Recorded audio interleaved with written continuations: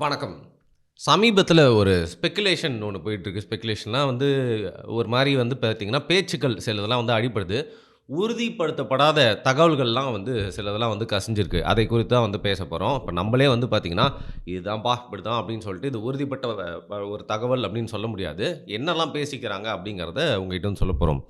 So, நம்பளுடைய தமிழ்நாட்டில் ரொம்ப ஃபேமஸா இருக்கக்கூடிய சென்னை சூப்பர் கிங்ஸ். இது வந்து பார்த்தீங்கன்னா, ஒரு தமிழகத்தை ரெப்ரசன்ட் பண்ற அணி அப்படின்னு சொல்ல முடியாது. ஃபர்ஸ்ட் ஆஃப் ஆல் எல்லாருமே வந்து ஒண்ணு புரிஞ்சுக்கணும். இப்ப இந்தியன் டீம் அப்படின்னு சொல்றதே வந்து பார்த்தீங்கன்னா, கிரிக்கெட் இந்தியா. அது வந்து ஒரு ஒரு தனி கிளப். அது டெக்னிக்கலி அப்படிதான் வந்து நம்ம வந்து பார்க்கணும். அது இந்திய நாட்டை, தேசத்தை ரெப்ரசன்ட் பண்ணக்கூடிய ஒரு அணியா வந்து பார்க்க முடியாது. இப்ப மத்த விளையாட்டுக்கள் எல்லாம் வந்து இந்திய அரசாங்கம், ஒரு இந்திய தேசத்த ரெப்ரசன்ட் பண்ற மாரியான ஒரு அணிகள் இருக்கு இல்லையா? அந்த மாரி வந்து பார்த்தீங்கன்னா, நம்மளோட கிரிக்கெட் டீம வந்து பார்க்க முடியாது. அதே மாரி நம்மளுடைய தமிழ்நாட்ல இருந்து இயங்கக்கூடிய ஒரு கிளப் தான் வந்து பார்த்தீங்கன்னா, சென்னை சூப்பர் கிங்ஸ். இது வந்து இந்தியா சிமெண்ட்ஸ் அவங்க வந்து வச்சிருந்தாங்க. ஆனா, இந்தியா சிமெண்ட்ஸ் கிட்ட வந்து பார்த்தீங்கன்னா, அது இந்தியா சிமெண்ட்ஸ்ல பிரிஞ்சு வந்து 2015ல அ Chennai super kings private limited அப்படின்னு சொல்லிட்டு ஒரு தனியான ஒரு நிறுவனமா வந்து இயங்கிட்டு இருக்கு. ஸோ, இன்னும் வந்து இந்தியா சிமெண்ட்ஸ் கிட்ட வந்து முழுமையா இருக்கு அப்படிங்கிறதே வந்து பார்த்தீங்கன்னா, டெக்னிக்கலா இல்ல. பட் ஸ்ரீனிவாசன் அவர் வந்து பார்த்தீங்கன்னா, ஒரு பெரிய ஸ்டேக்ஸ் இதில வந்து வச்சிருந்தாரு. ஆனா, அவர்கிட்ட இருந்து இப்போ இன்னொரு ஓனர் கிட்ட வந்து போப்போகுது அப்படின்னு சொல்லியிருந்தாங்க. சமீபத்தில சென்னை சூப்பர் கிங்ஸ் பத்தி நம்ம கேள்விப்பட்ட ஒரு விஷயம் என்னன்னு பார்த்தீங்கன்னா, ஆண்களுக்கு மட்டும் ஒரு அணி இருக்கு இல்லையா? அதே மாரி வந்து பெண்களுக்கும் ஒரு அணிய வந்து ஸ்டார்ட் பண்ண போறாங்கன்னு சொல்லிட்டு, அதோட சிஇஓவான விஸ்வநாதன் விச்சு மாமா அப்படின்னு சொல்லிட்டு, அவர் வந்து அந்த எப்பலாம் வந்து பார்த்தீங்கன்னா, ட்ரான்ஸ்ஃபர், லோன் அந்த கான்ட்ராக்ட்லாம் எடுப்பாங்கல்ல, ஏலத்தில போட்டு பிளேயர்ஸ அப்பலாம் வந்து பார்த்தீங்கன்னா, அவர் பேர் வந்து அதிகமா வந்து அடிபடும். டீ ஷர்ட் போட்டு கண்ணாடி போட்டுருப்பாரு. அவர் வந்து இத வந்து உறுதிப்படுத்தியிருந்தாரு. ஸோ, ஒரு பெண்கள் டீம் மூலியமா எக்ஸ்பேண்ட் பண்ண போறாங்க. வுமன் ஐபிஎல் வந்து நடக்க போகுது. நம்மளோடத ஒரு சென்னை சூப்பர் கிங்ஸ் வந்து ஒரு பெண் டீம் வந்து ஸ்டார்ட் பண்ண போறாங்க அப்படின்னு சொல்லிட்டு கேள்விப்பட்டிருக்கேன். இந்த சூழ்நிலையில சென்னை சூப்பர் கிங்ஸ் அப்படிங்கிறதோட ஓனர்ஷிப் வந்து மாறப்போது. இந்த ஸ்ரீனிவாசன் இருக்கார் இல்லையா? அவர்கிட்ட இருந்து அந்த குரூப் கிட்ட இருந்து பார்த்தீங்கன்னா, முழுமையா ஒருத்தவங்க வந்து அக்வயர் பண்ண போறாங்க அப்படின்னு சொல்லிட்டு வந்து ஒரு சில செய்திகள்லாம் அடிப்படைத்தில அத தான் நம்ம வந்து இப்போ சொல்லப் போறோம். யாரு? வேற யாருமே இல்லங்க. இன்னைக்கு வந்து பார்த்தீங்கன்னா, ஒரு பிரம்மாண்டமான திரைப்படத்தை எடுக்கணும்.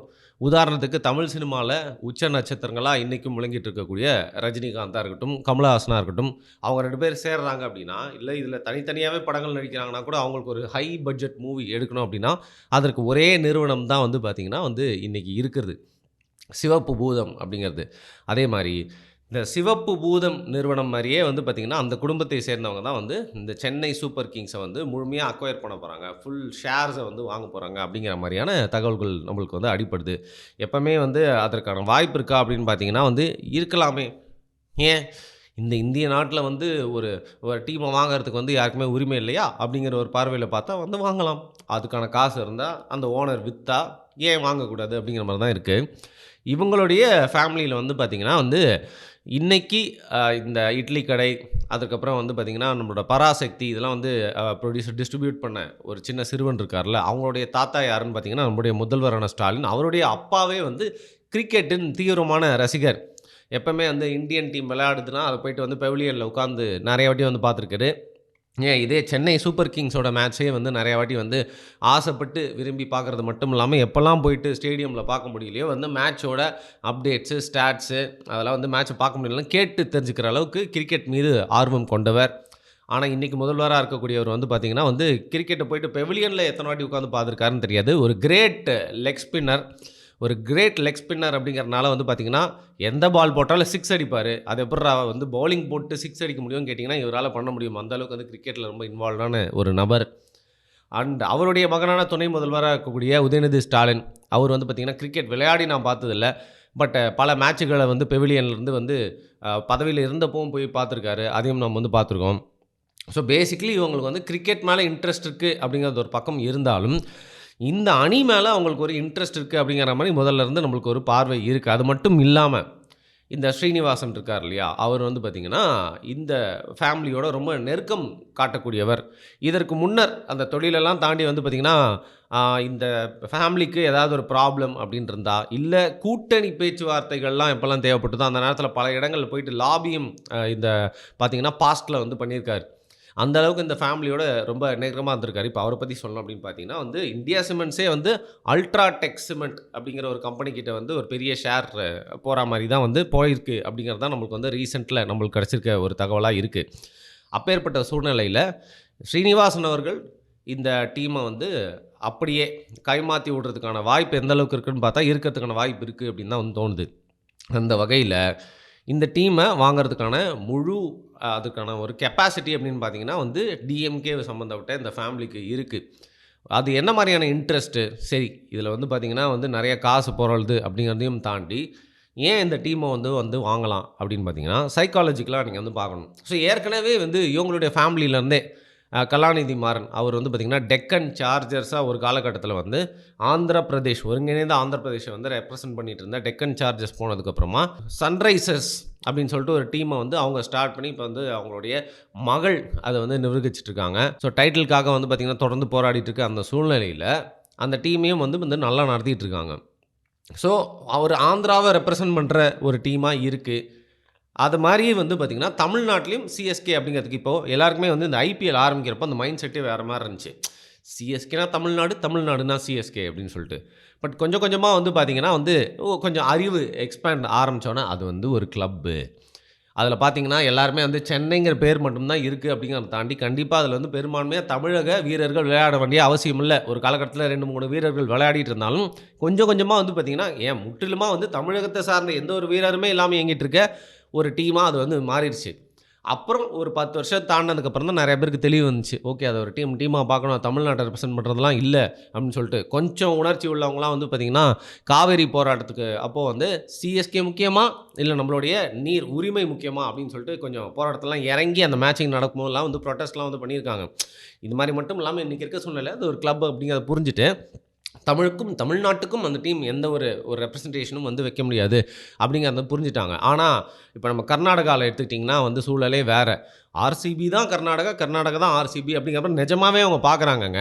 அது நான் சொல்லணும்ல, அந்த உதாரணத்துக்கு அவங்க அந்த கப்பு வென்றப்போ வந்து பார்த்திங்கன்னா எல்லாருமே சேர்ந்து அந்த ஸ்டேடியம்க்கு போய் அங்கே ஒரு பெரிய ஒரு கூட்டம் குழுமி வந்து அங்கே ஒரு ஸ்டாம்பேட் நடந்து பல பேர் வந்து இறந்தாங்க. மக்களோட மனநிலை எப்படி இருக்குன்னு பார்த்தா அங்கே இருக்கிற முதல்வர், துணை முதல்வர், அங்கே இருக்கக்கூடிய அதிகாரிகள் எல்லாருமே வந்து அந்த டீமை அவங்களோட ஒரு ஸ்டேட்டோட ரெப்ரஸன்டேட்டிவாக பார்க்குறாங்க.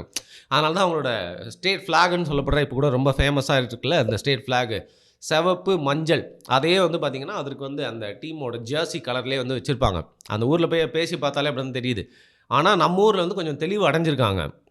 இருந்தாலும் ஒரு 50% மக்கள் அதை நம்ம ஊரோட ஒரு ஒரு ஒரு சென்டிமெண்ட்டோட பார்க்குறாங்க. அப்படிங்கிற பட்சத்தில் இந்த டீமை வாங்கி அதையும் தங்களுக்குள்ளே வச்சிருந்தா எப்படி சினிமா அப்படிங்கிற மீடியமை தங்களோட கட்டுப்பாட்டில் வச்சுருந்தா அதன் மூலயமா பல ப்ரொபகேண்டாகளை பண்ணலாம். தங்களுக்கு எதிராக வரக்கூடிய படங்களை வந்து தடுக்கலாம். தங்களுக்கு எதிராக இருக்கிறவங்க யாருமே படமே எடுக்க முடியாமல் வந்து செய்யலாம் அப்படிங்கிற மாதிரி ஒரு சூழ்நிலை இருக்கிறப்போ இந்த டீமையும் அக்வயர் பண்ணோம் அப்படின்னா வந்து பார்த்திங்கன்னா சென்டிமெண்டலி ஆர் சைக்காலஜிக்கலி அது வந்து தங்களுக்கு சாதகமாக அமையலாம் அப்படிங்கிறது தான் என்னுடைய ஒரு பார்வை. அதனால தான் இந்த டீமை அவங்க வந்து இன்ட்ரெஸ்ட் காட்டுறாங்களோ அப்படின்னு தோணுது. அது மட்டும் இல்லாமல் இன்றைக்கி இருக்க சூழ்நிலையில் எவ்வளோ பெரிய ஒரு பிஸ்னஸ் மேனாக தமிழ்நாட்டை சேர்ந்தவராக இருந்தாலும் சஸ்டைனபிளாக வந்து பார்த்திங்கன்னா இந்த டீமை வந்து நடத்துறது மட்டும் இல்லாமல் ஒரு டாப் நாச்சில் மற்றவங்க கூட வந்து போட்டி போட்டு பிளேயர்ஸை அக்வயர் பண்ணுறது மட்டும் இல்லாமல் இந்த ரேஸில் ஃப்ரண்ட் லைனில் ஓடிக்கிட்டே இருக்க முடியாது. அதற்கு யார் வந்து ரொம்ப பேக்டாக money is money, power is power, மணியை அக்வயர் பண்ணுறவங்களாம் வந்து பவரை அக்வயர் பண்ண முடியும் அப்படின்னு நம்ம சொல்ல முடியாது. பவரை வச்சுட்டு யார் மணியும் வச்சுருக்காங்களோ அவங்களால தான் வந்து பார்த்திங்கன்னா எல்லாரையுமே ஆட்டி வைக்க முடியும். அப்படிங்கிற பட்சத்தில் சிஎஸ்கே அப்படிங்கிற டீமை தொடர்ந்து எடுத்து நடத்துறது மட்டும் இல்லாமல் அது ஒரு விளையாட்டை மட்டும் இல்லாமல் சைக்காலஜிக்கலாக அதன் மூலியமாக வந்து பார்த்திங்கன்னா இப்போ ஒரு ரஜினியை கூப்பிட்டு உட்கார வச்சா அவரோட ரசிகர்கள் நம்மளுக்கு ஓட்டு போட்டுருவாங்க. விஜய் வந்து கருப்பு சிவப்பு வந்து சைக்கிளில் தான் போனதுனால ஓட்டு போட்டாங்கன்னு நினைக்கிறாருல, அதே மாதிரி வந்து பார்த்திங்கன்னா இந்த டீமோட ஃபேன்ஸ்லாம் வந்து பார்த்திங்கன்னா நம்ம மேலே வந்து ஒரு பார்வை மாறும் அதை வச்சுருந்தா அப்படிங்கிற மாதிரியான ஒரு சைக்காலஜிக்கல் ரீசன் கூட இந்த ஒரு டீமை அவங்க அக்வயர் பண்ணுறதுக்கான முயற்சியாக இருக்கலாம். ஆனால் இப்போ வரைக்கும் நம்ம பேசிகிட்டு இருக்கப்போ உறுதிப்பட்ட தகவல்கள் எதுவுமே இல்லை. இதை வந்து அரசல் பரசலாக வந்து சில பேர் கேள்வி கேட்டாலும் நம்ம அந்த டீர்வை சார்ந்த வந்து நிர்வாகத்தில் இருக்கவங்களாம் வந்து பார்த்திங்கன்னா இல்லை ஓனர்ஷிப் இன்னும் அப்படி தான் இருக்குதுன்னு சொல்லிட்டு இருந்தாலும் நெருப்பு இல்லாமல் புகையாது அப்படிங்கிறதுனால என்ன மாதிரியான ஒரு டெவலப்மெண்ட்ஸ் வேணால் இருக்கலாம். ஸோ கூடிய சீக்கிரம் ஏதாவது ஒரு செய்திகளும் வரலாம். பார்ப்போம் என்ன ஆகுது அப்படின்னு சொல்லிட்டு. ஆனால் இது வந்து எந்த ஒரு மாற்றத்தையும் வந்து தமிழகத்தின் அரசியலில் ஏற்படுத்தாது என்று நம்புகிறேன். ஆனால் முழுக்க இன்றைக்கி சிஎஸ்கேவோட டீம்லாம் வந்து பார்த்திங்கன்னா ஃபஸ்ட்டு எல்லாருமே சிஎஸ்கே ஃபேன்ஸாக இருந்தான். அப்புறம் கொஞ்சம் கொஞ்சமாக எல்லாம் பார்த்திங்கன்னா ஒருத்தன் மும்பை ஃபேன்ஸாக இருந்தான், இன்னொருத்தன் வந்து ஆர்சிபி ஃபேன்ஸாக இருக்கான், இன்னொருத்தன் கேகேஆர் ஃபேனாக இருக்கான். தமிழ்நாட்டை சேர்ந்தவங்களே துரோகி அப்படின்னு சொல்லிட்டு நிறைய பேர் திட்டுவாங்க. டே அப்படிலாம் இல்லைடா, இது ஒரு கிளப்புடா, யார் வேணால் இதுக்கு வேணால் சப்போர்ட் பண்ணலாம்டா அப்படிங்கிற மாதிரி வந்து இன்றைக்கி எல்லாருமே தெளிவான இருக்காங்க. இருந்தாலும் ஒரு பெரும்பான்மையான மக்கள் வந்து பார்த்திங்கன்னா சிஎஸ்கே மேலே ஒரு ரொமான்டிசைஸ் பண்ணிவிட்டு அது மேலே ஒரு சாஃப்ட் கார்னர் வச்சுருக்காங்கல்ல, அந்த ஃபேண்டம்லாம் இந்த கட்சிய சார்ந்த இந்த ஃபேமிலி சிஎஸ்கே வாங்குறதுனால, சிஎஸ்கே மேல எந்த அளவுக்கு வந்து ஒரு அன்பு வச்சிருந்தாங்களோ, அது வெறுப்பா மாறுறதுக்கு கூட வந்து வாய்ப்பு இருக்கு. ஒரு ஒவ்வாமையா வந்து சிஎஸ்கே ஜெர்சிய பார்க்கறதுக்கு கூட வந்து வாய்ப்பு இருக்கு. அப்படிங்கிறது தான் வந்து நம்மளுடைய பார்வையா இருக்கு. ஏற்கனவே சொன்ன மாரி தொடர்ந்து நெருப்பு இல்லாமல் புகையாது அப்படிங்கிறனால, இதுக்கு மேல என்ன டெவலப்மெண்ட் வருது அப்படிங்கிறத பொறுத்திருந்து பார்ப்போம். உறுதியான தகவலுக்காக காத்திருப்போம். நன்றி.